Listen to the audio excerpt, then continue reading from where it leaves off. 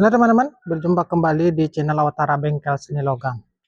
Ya teman-teman, mudah-mudahan dalam kesempatan kali ini ya, saya temui teman-teman dalam keadaan sehat walafiat, dimudahkan rezekinya, bahagia bersama keluarga dan selalu dalam lindungan Tuhan Yang Maha Esa.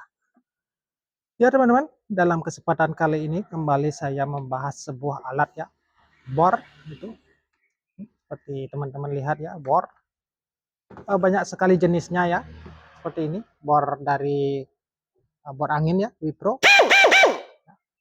Ini dari bor Bosch ya, cordless dengan baterai. Ini ya teman-teman, ada baterainya.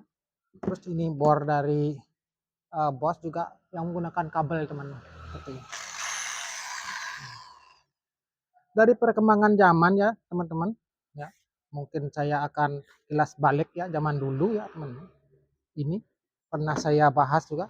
Ini yang paling basic ya teman-teman, alat pelubang, bor, engkol, dan meningkat ke teknologi yang lebih modern sedikit ya. Ini menggunakan gearbox ya, teman, gigi. Dan pada kesempatan kali ini ya, peningkatan teknologi ataukah modernisasi dari alat ini ya, akan kita temukan alat seperti ini teman. Ini teman-teman, ini merupakan alat bor tangan juga ya, manual. Ini perkembangan dari alat bor ini teman-teman. Ya. Selanjutnya bor tangan itu akan berkembang menjadi ini teman-teman. Sebelum dikenal bor-bor listrik begitu teman-teman. Ini bentuknya ya sudah sedikit modern, ada casingnya ya, tidak lagi kelihatan gigi-giginya begitu teman-teman. Ini caknya ya sudah menggunakan kunci begitu, kunci cak seperti ini, sudah modern menggunakan kunci cak. Walaupun dari produk-produk ataukah merek-merek lain belum ada cak yang menggunakan kunci seperti ini. Walaupun adapun dari segi merek ya, mungkin ada merek-merek lain dengan bentuk yang mungkin serupa ya, seperti ini. Yang model pendek dari Cina ya, teman-teman. Dan juga yang jadul, kecil seperti ini. Caknya model masih putar. Kecil. Pada kesempatan kali ini ya, saya membahas ini teman-teman. Yang model helikopter kalau orang bilang. Ini terdapat dua kecepatan juga teman-teman. Kita buka saja handle-nya ya pada saat kita ingin mengubah kecepatannya. Ini biasanya kecepatan tinggi ya, kecepatan lebih tinggi. Biasanya digunakan untuk mengebor kayu begitu, dan bisa dipindahkan ke as yang sebelahnya ya. Ini akan mendapatkan putaran yang lebih rendah. Torsinya lebih besar, akan dipergunakan untuk mengebor logam begitu teman-teman. Ya, seperti itu. Mungkin kesempatan kali ini saya akan ilustrasikan untuk mengebor kayu saja teman-teman ya. Dan kita akan pasangkan mata bor ya, yang model besi tapi akan dibor di kayu gitu teman-teman. Saya pasangkan bor 8 mili teman-teman. Kita kunci caknya teman-teman. Seperti itu, pakai kunci. Oh ya teman-teman, mungkin teman-teman ingin mengetahui ya bagaimana mekanisme gigi-gigi di dalam mesin bor ini ya teman-teman. Mungkin saya bisa bukakan ataukah mungkin saya perlihatkan untuk teman-teman ya. Saya buka dulu teman-teman. Ya. Mungkin mekanismenya ya sama, mungkin mirip dengan bor duduk manual ya, yang mungkin saya sudah posting lebih dahulu. Ada dua kecepatan ya, tetapi di bor duduk manual itu terdapat kopling ya, yang bisa menekan melakukan torsi begitu. Ini teman-teman, ini mekanismenya ya. Ada saya lihat dua pasang gear ya, satu gear lurus dan dua gear miring begitu teman-teman. Ya, ini. Jika kita memilih mode yang putaran cepat ya, RPM cepat, ini akan dihubungkan dengan satu gear besar ke gear kecil, baru dihubungkan ke spindle.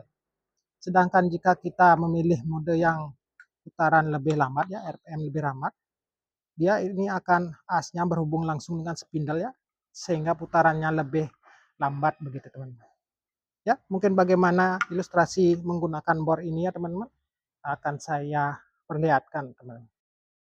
Ya teman-teman, mungkin seperti ini ya ilustrasi yang akan saya perlihatkan ya, untuk menggunakan bor jenis ini ya teman-teman, jenis helikopter kalau orang-orang bilang ya. Seperti ini teman-teman, saya pilih mode lebih cepat ya, untuk pengeboran ini kayu ya, untuk menggunakan bor 8 mili.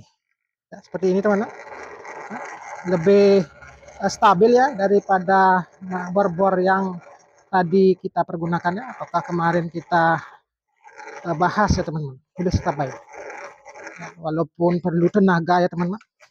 Nah, seperti itu. Ataukah kita akan menggunakan apa? Kecepatan yang rendah ya teman-teman. Kita balikkan dulu handle-nya ya. Kita harus membalikkan handle-nya ini teman-teman, supaya tidak mengganggu engkolannya begitu teman-teman. Nah, seperti itu. Kita bisa menggunakan di RPM yang lebih rendah ya. Lebih mudah ya, karena torsinya lebih besar ya. Kita berulang ya teman-teman. Seperti itu. Kita tidak bisa menggunakan satu tangan teman-teman. Nah, ya seperti itu teman-teman. Bisa dipergunakan, tapi tidak begitu mudah begitu teman-teman. Ya, seperti itu tadi ya, lubang 8 mili teman-teman. Seperti itu ilustrasinya teman-teman. Ya teman-teman, seperti itu mungkin ya tadi ilustrasinya bagaimana kita menggunakan alat bor seperti ini teman-teman. Nah teman-teman, bagi teman-teman yang sudah subscribe channel ini ya, terima kasih banyak. Dan bagi teman-teman yang baru bergabung di channel ini ya, mohon juga dukungannya.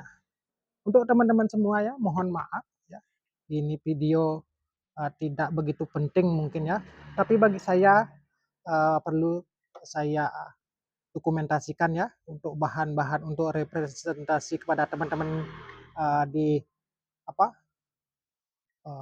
di pertemuan-pertemuan sosial ya. Mungkin saya bisa mempresentasikan ataukah menceritakan ya apa-apa yang ada di pondok saya ya, walaupun kecil ya. Kadang-kadang teman-teman ada yang bertanya dengan hal-hal yang seperti ini. Ini cuma dokumentasi teman-teman. Jika ada teman-teman yang ikhlas untuk menonton ya, terima kasih banyak ya. Mungkin frekuensi kita sama ya. Dan bagi teman-teman yang tidak begitu tertarik ya, tidak masalah. Mungkin di video-video saya yang lain ya, teman-teman bisa tertarik ya. Tapi saya akan selalu membahas ya apa yang saya miliki dan apa yang saya pergunakan pada saat saya melakukan aktivitas. Ya teman-teman, mungkin cukup seperti itu videonya ya. Tidak terlalu panjang ya. Mungkin di video-video kita selanjutnya akan kita bertemu kembali. Terima kasih dan salam sehat selalu.